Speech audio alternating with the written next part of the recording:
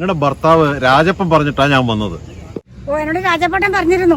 ഓ അയാളെ പറക്കുന്നതിന് വീഡിയോ എടുക്കാൻ വന്നതാണല്ലേ? എനിക്കൊരു സംശയമുണ്ട്, അയാൾ എങ്ങനെയാ ഈ പക്ഷീനെ പോലെ പറക്കുന്നത്? പുള്ളിക്കാരൻ പറഞ്ഞതാണല്ലോ. ഇപ്പം വരും പറക്കുന്നത് കാണാ.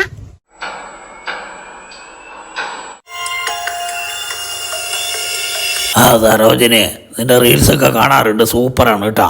പണ്ട് നീ എന്നെ കല്യാണം കഴിക്കാൻ പൊന്നാണം വന്നതല്ലേ, എനക്ക് ഓർമ്മയുണ്ട്. നീ അതൊന്നും മറന്നിട്ടില്ല അല്ലേ?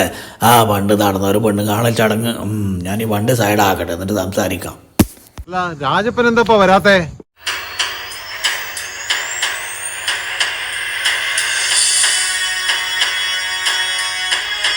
നമ്മുടെ രാജപ്പൻ എത്തിയല്ലോ. ഓ വന്നാ പറക്കുന്ന വീഡിയോ ഒത്തിരി ലൈക്ക് കൂട്ടാനാണ് പരിപാടി. എല്ലാരും ഉണ്ടല്ലോ. ഞാൻ പറക്കുന്നത് കാണാൻ വന്നായിരിക്കും അല്ലേ? അതെ അതെ, രാജപ്പൻ പറക്കുന്നത് എനക്കൊന്ന് കാണണം. പിന്നെ ഞാൻ കുറെ നാളായി പറക്കാൻ വേണ്ടി ഇങ്ങനെ പഠിക്കുന്നു. ഏകദേശം ശരിയായിട്ടുണ്ട്.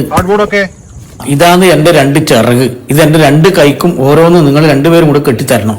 എന്നാ പിന്നെ പെട്ടെന്ന് കെട്ട. അപ്പുറത്തെ കൈക്ക് നിങ്ങൾ കെട്ടിക്കോ, ഇപ്പുറത്തെ കൈക്ക് ഞാൻ കെട്ട. ഇയാള് പറക്കുന്നതൊന്ന് കാണാലോ.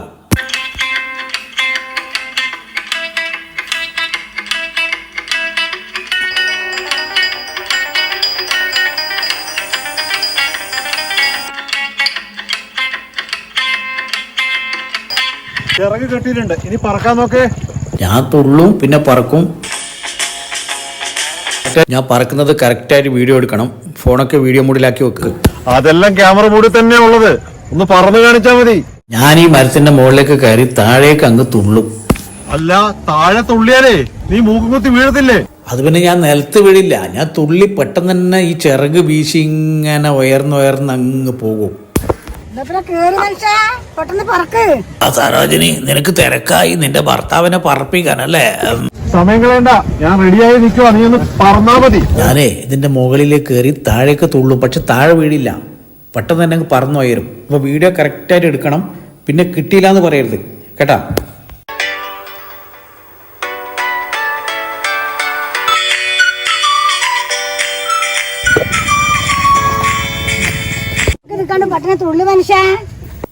ഇതാ ഞാൻ പറക്കാൻ പോവാണ്. റെഡി, 1 2 3. അയ്യോ, ബാലൻസ് തെറ്റിപ്പോയി. എന്താ ചെയ്യാ? എന്നെ ഒന്ന് ആശുപത്രി കൊണ്ടുപോടോ, ഭയങ്കര വേദന. അയ്യോ, നീ ഇത് പുലിവാലാക്കിയല്ലോടാ. അയ്യോ അമ്മേ, നോക്കി നിൽക്കാതെ എന്നെ ഒന്ന് ആശുപത്രി കൊണ്ടുപോടോ, ഭയങ്കര വേദന എടുക്കുന്നു. നീ പറഞ്ഞില്ലേലും രാജപ്പ നിന്റെ ഭാര്യയെ കൊണ്ട് പറഞ്ഞു. എനിക്ക് സന്തോഷമായി. എനക്ക് പറക്കാൻ പറ്റിയില്ലെങ്കിലും എന്റെ ഭാര്യ അവന്റെ കൂടെ പറന്നു പോയല്ലോ.